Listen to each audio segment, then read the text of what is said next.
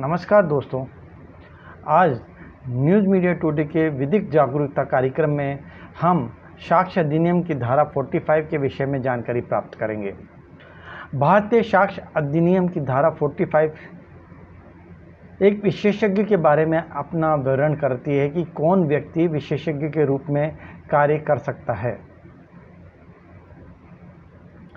दोस्तों, साक्ष्य कानून का एक सामान्य सिद्धांत यह है कि प्रत्येक गवाह तथ्य का साक्षी होता है, राय का नहीं।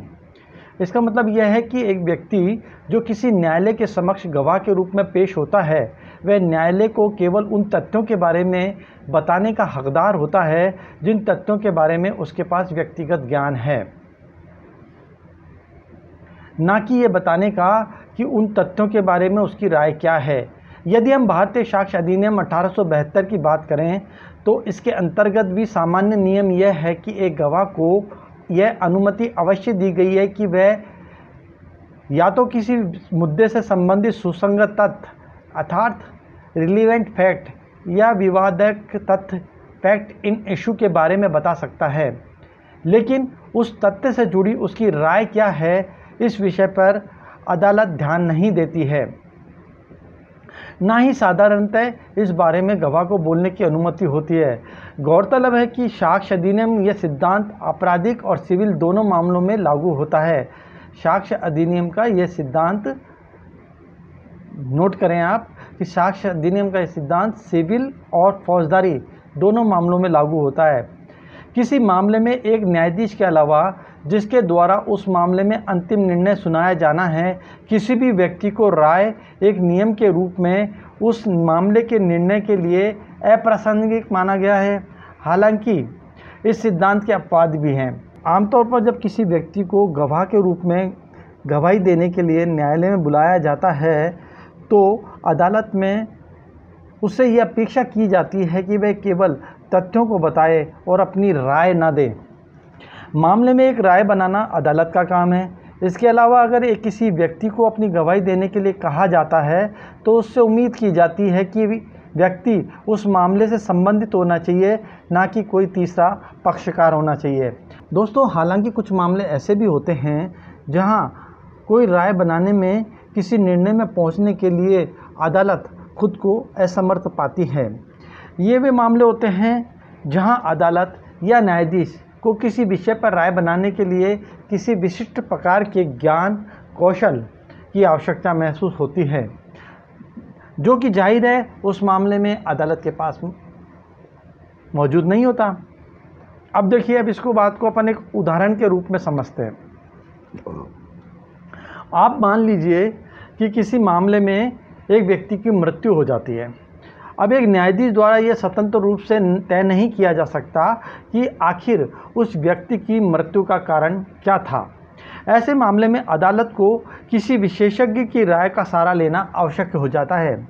ऐसी आवश्यकता इसलिए भी पड़ती है कि क्योंकि ऐसे मामलों में किसी विशेषज्ञ के विशिष्ट अनुभव, ज्ञान, कौशल और रिसर्च की आवश्यकता होगी, जिससे पता लगाया जा सके कि आखिर किसी व्यक्ति की मृत्यु का कारण क्या था।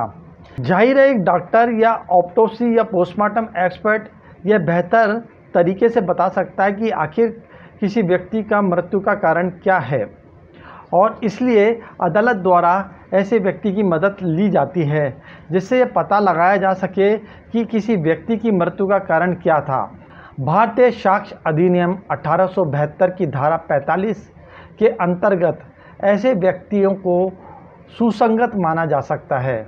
विशेषज्ञों की राय अर्थात ओपिनियन विदेशी विधि की, विज्ञान की, कला की, किसी हस्तलेख की पहचान या उंगली चिन्हों के क्षेत्र में विशेष कुशलता रखते हों, वो एडमिसेबल होती है। न्यायालय में क्या होता है कि जब किसी डॉक्यूमेंट के बारे में या किसी अन्य व्यक्ति के विषय विशेषज्ञ के बारे में न्यायालय अपनी ओपिनियन नहीं बना सकती, तो एक सेकंड ओपिनियन के तौर पर न्यायालय किसी एक्सपर्ट की राय ले लेती है।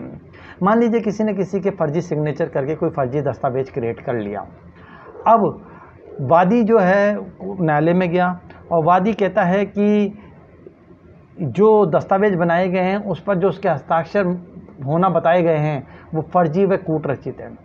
तो क्या होता है, प्रोसीजर ये है कि अगर फौजदारी मामला दर्ज हुआ है तो परिवादी जो है अपने एडमिसिबल डॉक्यूमेंट, अपने स्पेसिमेन डॉक्यूमेंट जो कि हस्ताक्षर होते हैं या हैंडराइटिंग होती है वो आईओ को प्रोवाइड कराता है।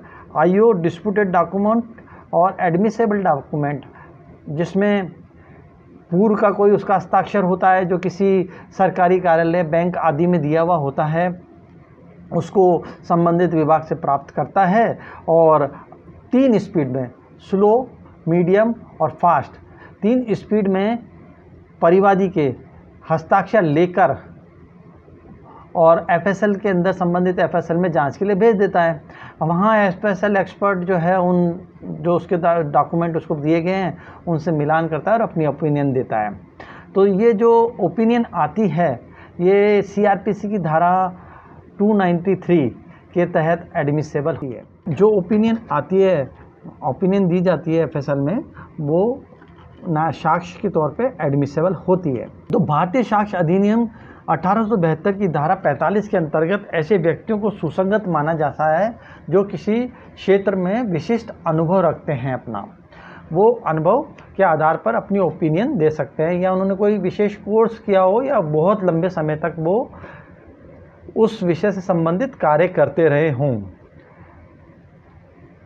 विशेषज्ञों की राय धारा 45 साक्ष्य अधिनियम के तहत आती है जब न्यायालय को किसी विदेशी विधि या विज्ञान के किसी बिंदु पर या कला के बारे में या किसी हस्तलेख या उंगली चिन्ह के प्रामाणिक होने के बारे में, मतलब वो फर्जी तो नहीं है, असली है या फॉर्ज किया हुआ है, इसके विषय में अपनी राय बनानी हो, तब उस बात पर ऐसी विदेशी विधि, विज्ञान, कला या हस्तलेख या हैंडराइटिंग एक्सपर्ट या थंब इम्प्रेशन, उंगली चिन्हों की अन्यता के विषय में जो व्यक्ति कुशलता रखते हैं उनकी राय को सुसंगत माना जाता है।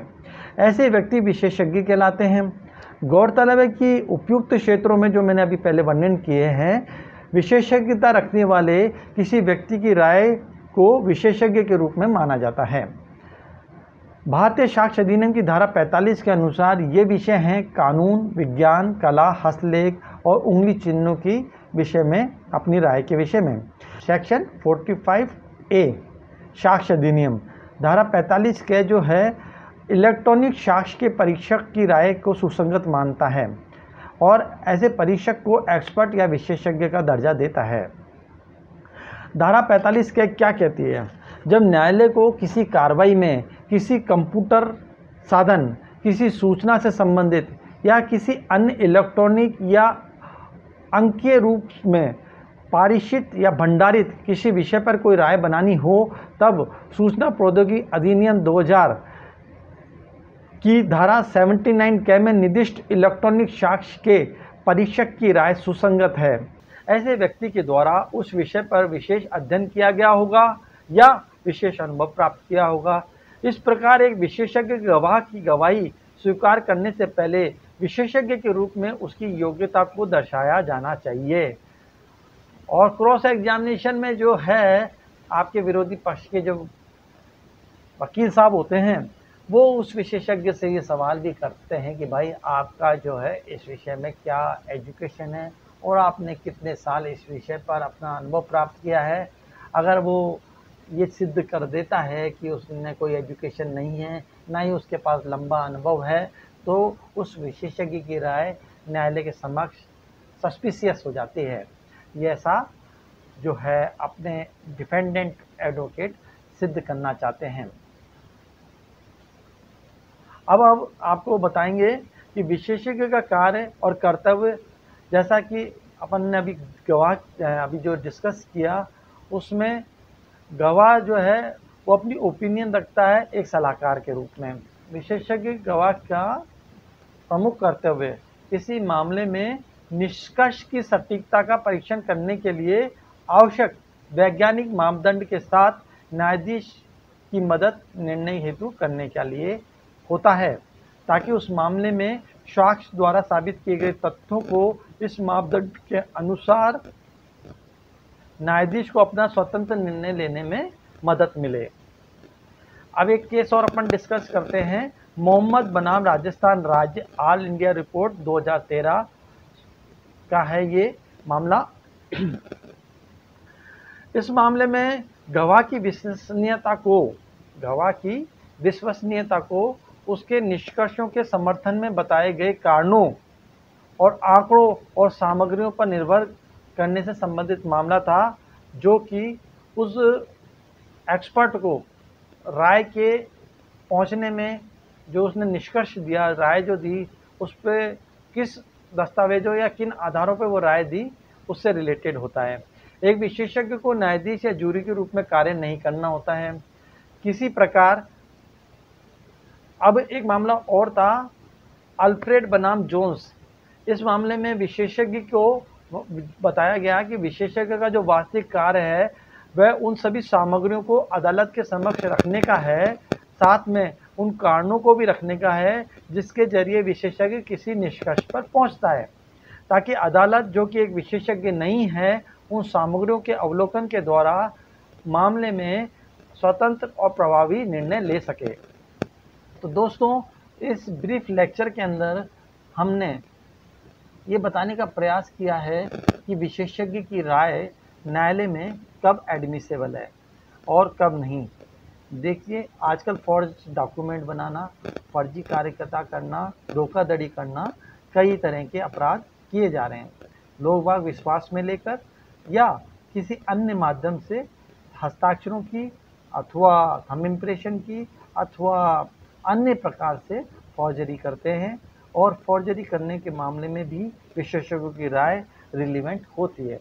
तो एक सामान्य नागरिक के तौर पे या विधि के जानकार के तौर पे ये कॉन्सेप्ट क्लियर करना आवश्यक है कि विशेषज्ञ के लिए कोई कानून के अंदर धारा 45 एविडेंस एक्ट के अंदर यह आवश्यक नहीं माना गया है कि वो क्वालिफिकेशन रखता हो, मतलब उसने उस विषय के अंदर अध्ययन किया हो।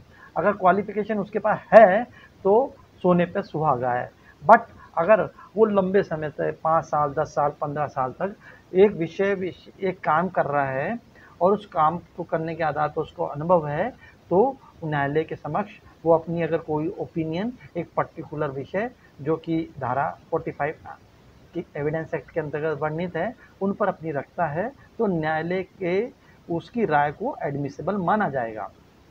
तो दोस्तों, इस ब्रीफ लेक्चर के अंदर आज इतना ही।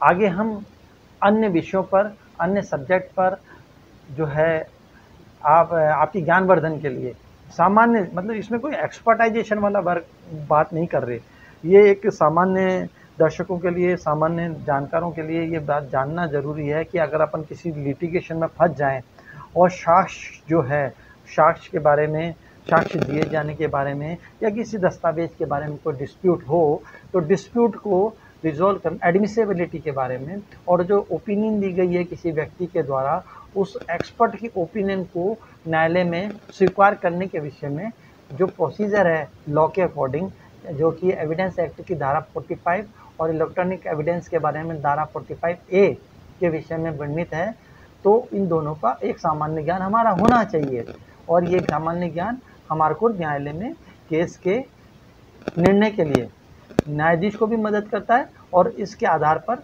हमें न्याय भी मिलता है। तो आज के लिए इतना ही। आगे फिर एक नए विषय के साथ आपके साथ मुलाकात होगी। नमस्कार, जय हिंद।